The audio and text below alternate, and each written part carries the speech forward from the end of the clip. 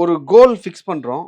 கோல் fix பண்றதுலயே பிரச்சனை இருக்கு. அப்புறம் அந்த கோல ஃபோக்கஸ்டா எடுத்துட்டு போறதுல ஒரு பிரச்சனை இருக்கு. ம், அப்புறம் இந்த கோல அச்சீவ் பண்றதுல ஒரு பிரச்சனை இருக்கு. ம், கோல் அப்படின்ற ஒரு வார்த்தைய முடிவு பண்ணி, அந்த இடத்துக்கு போறதுக்கு இத்தன பிரச்சனைகள் இருக்கு. ம். எப்படி ஈஸியா ஒரு கோல ஃபிக்ஸ் பண்றது? எப்படி அத அச்சீவ் பண்றது? ஃபர்ஸ்ட்டு நீங்க கோல் ஃபிக்ஸ் பண்றதே ஃப்ளெக்சிபிளா இருக்கணும். ஓகே. இப்ப எனக்கு கிரிக்கெட் ஆடணும்னு ஆசையா இருக்குன்னு வைங்க. எனக்கு கிரிக்கெட் வரணும். ம். எனக்கு ஆசையா இருக்கிறதுனால கிரிக்கெட் எனக்கு வரணும்னு அவசியம் கிடையாது. ஒரு அளவு வரைக்கும் வரலாம். ம். அடி, உத வாங்கி கத்துக்கிட்டு. எனக்கு திறமையும், லக்கும் அதுக்கு மேல வேணும்.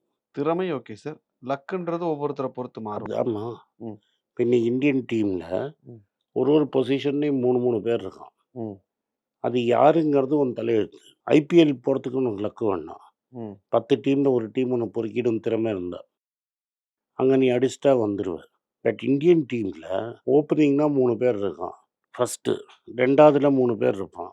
அதான் இவன் மிசைல் ஸ்டார்க்ன்னு ஒரு ஆஸ்திரேலியன் ஃபாஸ்ட் பாலர் சொன்ன மாரி, இந்தியாவால இன்னைக்கு 3 டீம் ஃபீல்டு பண்ண முடியும். 1 team playing Australia, 1 team playing England and 1 team playing South Africa. So Mitchell Starc சொன்னான், ஒரு டெஸ்ட் மேட்ச், ஒரு ஒன் டே, ஒரு T20 டீம் போட முடியும்னு.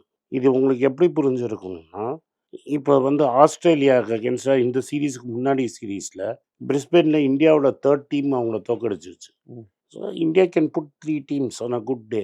அப்போ யூ நீட் லக்.